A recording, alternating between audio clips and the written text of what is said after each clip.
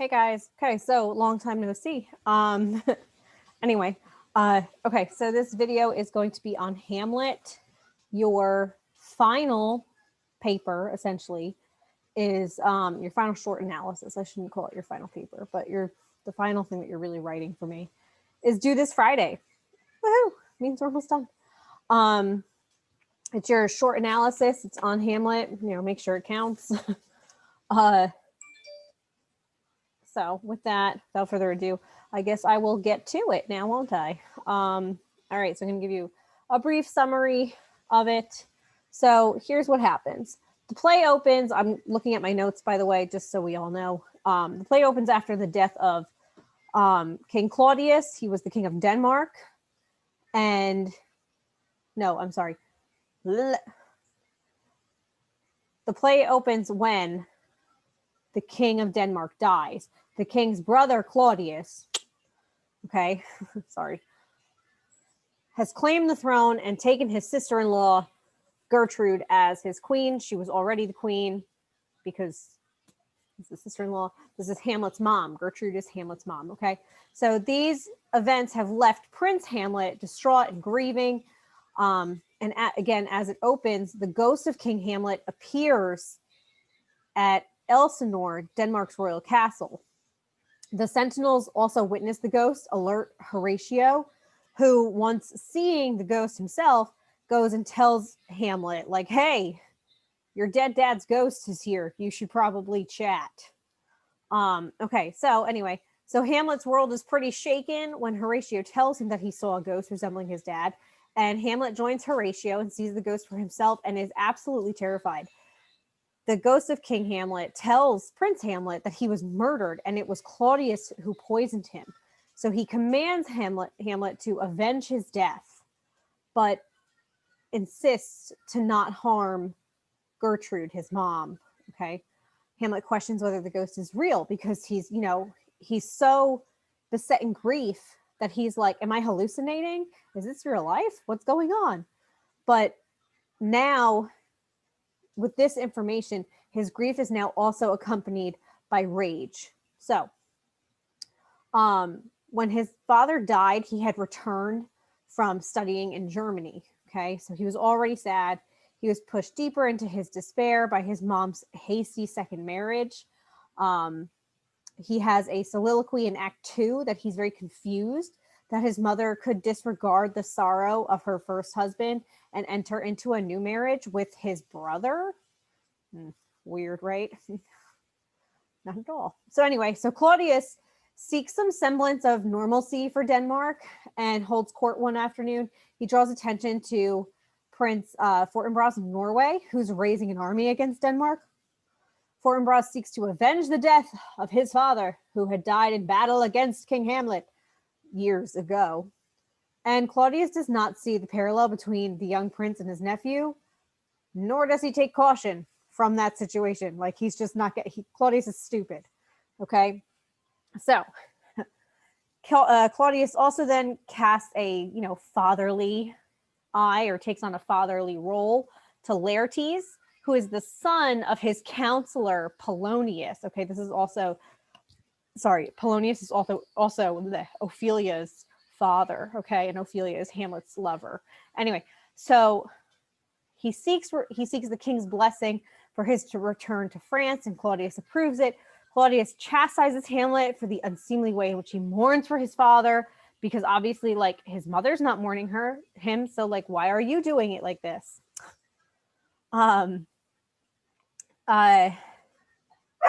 Enough, girls. Sorry. Anyway, so Laertes prepares to leave for France and confronts his sister, Ophelia, about her relationship with Prince Hamlet. He warns her, don't take the affection so seriously. He's trying to kind of say that, like, Hamlet is just he's not for you, boo-boo. Okay. So anyway, her father, Polonius, overhears what Laertes, said. And when he's gone, he agrees with his son's advice and orders Ophelia to avoid and stop seeing Hamlet. Ophelia is heartbroken, but says that she will obey her father and her brother's wishes. Now, this alludes to the fact that Ophelia really doesn't make any decisions for herself. She has to be told everything.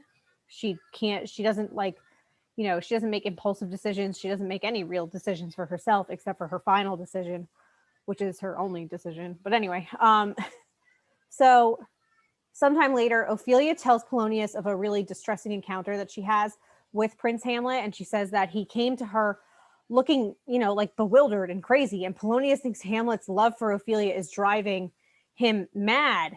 Okay. And decides that he has to tell King Claudius and Queen Gertrude about this, occurrence. Weird, right? Anyway, so Polonius visits the king and the queen. They're already meeting Rosencrantz and Guildenstern, two of Hamlet's really good friends, in an attempt to figure out Hamlet's really strange behavior. So this now shows that, Polonius is not the only person thinking that Hamlet's a little messed up about the death of his father. So also here is Voltimand and Cornelius, the ambassadors Claudius sent to Norway, who are reporting that Old Norway has commanded Fortinbras to abandon aggression against Denmark, because remember that war is apparently about to happen. Fortinbras vows obedience and will turn his attention to Poland. Polonius then relates the story of Hamlet's encounter with Ophelia and tells Claudius and Gertrude that he believes Hamlet's love for her has driven him just fucking bonkers. Okay, Hamlet meets with Rosencrantz and Guildenstern and becomes suspicious of their presence in Elsinore because remember, they're kind of friends from school, so they're from Germany. When they tell him that a company of players or actors have arrived, he's pretty excited. Ooh, a play. Okay, so Hamlet seeks out the actors and asks them to perform a version of the play The Murder of Gonzago by inserting a scene depicting his father's murder. Hamlet really hopes that this play, The Mousetrap, is going to catch the attention of King Claudius and maybe make him confess to what he did. Okay, so anyway, Claudius and Polonius plan to eavesdrop on Ophelia and Hamlet. As they hide, Hamlet comes upon Ophelia and they chat, quickly becomes suspicious of Ophelia's motives when she tries to return gifts that he gave her. And he doesn't really understand like what's going on. So he gets really, really upset with sorrow. He's disappointed. He's sad. He's, and he tells Ophelia to get to a nunnery before leaving her. Sorry, it's just funny. Get thee to a nunnery. Anyway, so Ophelia's devastated because Ophelia loves Hamlet, but she just doesn't know what to do. So Claudius and Polonius are pretty shocked. Claudius realizes that Hamlet poses a threat to him. Holy shit, no way. You're just picking up on that? Anyway, so he decides to send Hamlet to England to get rid of him. Polonius agrees, but suggests one last try. Have Gertrude talk with him after the play that evening, and Polonius will eavesdrop on that conversation. Okay, so that evening they go to watch the play, and the players reenact the scene of the king being poisoned in the garden, as the ghost told Prince Hamlet. That's what happened. Okay, so the ghost of King Hamlet told Prince Hamlet, I was poisoned in the garden. Mm-hmm. Okay, Claudius flies into a panic, and he's just like, the play must stop. And he leaves. Hamlet, with Horatio beside him, takes this as an admission of guilt. Okay, after the play, Claudius meets with Hamlet's friends, Rosencrantz and Guildenstern, and tasks them with taking Hamlet to England. Okay, so they're gonna travel with him, and he's also gonna Claudius is also gonna give them a essentially like a note, a hall pass, if you will, to go with them. Okay, so when they leave to find Hamlet, Claudius admits to King Hamlet's murder in a soliloquy, and he attempts to pray, but he just can't repent for what he did because he's unwilling to give up the rewards that he gained from killing his brother. Okay, he gets the throne and he got the girl. So Hamlet passes and sees Claudius on his knees, and he thinks how easy it would be to kill him right now, but he chose not to. So it's something to think about. Why does he choose not to do it right then and there? If he did, I mean, honestly, it would probably just end. But anyway, Hamlet believes that to kill Claudius while he's in prayer would grant Claudius an entry to heaven, and Hamlet does not want that. He wants him to go to hell for killing his dad. So anyway, so Hamlet meets with Gertrude later in her chambers, and Polonius is hiding behind a curtain. So Hamlet confronts Gertrude about her part in King Hamlet's death, and she cries out, and Polonius shouts, revealing that he's there behind the curtain, but he does not say who it is. And Hamlet does not check. Nobody chooses to like move the curtain to look, which is just stupid in my mind. But anyway, so Hamlet thinks that it's Claudius behind the curtain and stabs through the curtain and kills Polonius. Hamlet leaves, dragging Polonius's body with him. And the encounter convinces Gertrude that her son has completely gone crazy. So Gertrude runs and tells Claudius of this meeting, right, with Hamlet and about Polonius's death. So once he's alone, Claudius reveals that Hamlet is also going to die. And the documents he's sending with Rosencrantz and Guildenstern is to call for Hamlet's execution upon arrival. Fun, right? Everybody's just trying to kill each other.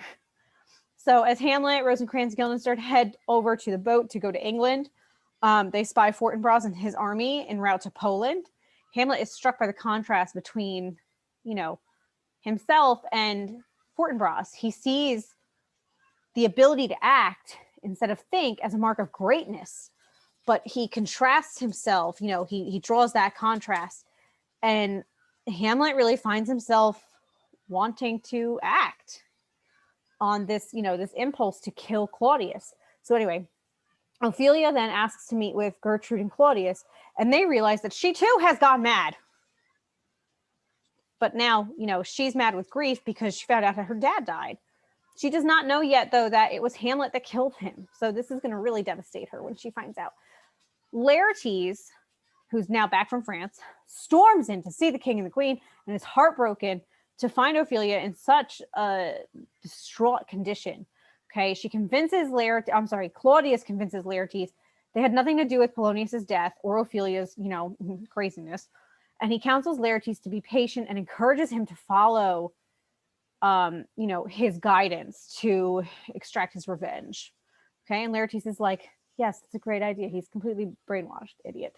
Anyway, so a messenger finds them, bearing letters from Hamlet to Horatio and to Claudius. Hamlet's letter informs Horatio that he's back in Denmark and has much to tell him about his failed trip to England. He asks Horatio lead the messenger to the king to deliver these letters to him, and after that, the messenger will lead Horatio to him. Claudius and Laertes are together when the king receives word of Hamlet's return. Okay, they plot a fencing duel between Hamlet and Laertes, because let's remember now, Laertes wants to avenge his father's death because Claudius told him that it was Hamlet that killed him. Okay, so Laertes is going to use a poison-tipped sword, but just in case as a backup, he's going to also poison the wine. Okay, so if it doesn't work fast enough, he's going to get Hamlet to drink the wine that has poison in it, and then he's going to die. So they intend to give Laertes his revenge without putting either of them really in harm's way. And as they conclude their meeting, Gertrude brings word that Ophelia has drowned. Okay, so Ophelia has killed herself, and it is the only decision she makes for herself. So with that now we have Laertes that's really, really upset because his dad and now his sister are dead. Hamlet is also upset because he really did love Ophelia, and unfortunately he used her a little bit as a pawn, but he did love her. So anyway, Hamlet and Horatio meet in the graveyard where Ophelia is about to be buried, and as the procession gathers around her grave, Laertes jumps into her grave and proclaims his love. What? So Hamlet, who is overcome in the moment, follows, and then the two fight. Whatever. Horatio and the other mourners separate the two as Hamlet boldly proclaims his love for Ophelia. They're trying to say, no, I loved her more. No, I loved her more. No, I loved her more. Anyway, so Hamlet and Horatio leave the graveyard and go into the castle. One of Claudius's courtiers tells Hamlet that Claudius has wagered on Hamlet to win a fencing match against Laertes. And Hamlet's, you know what? I accept your challenge because screw Laertes.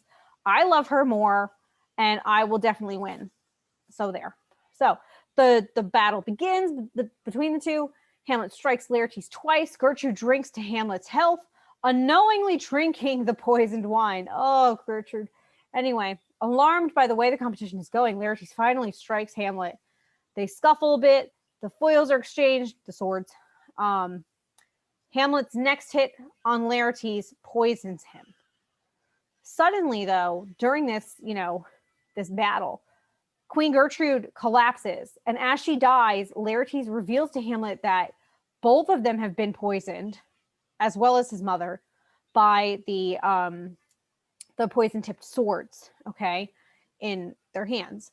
Laertes reveals this plot to everybody and proclaims that it's the king's fault, that this is, this was all his doing.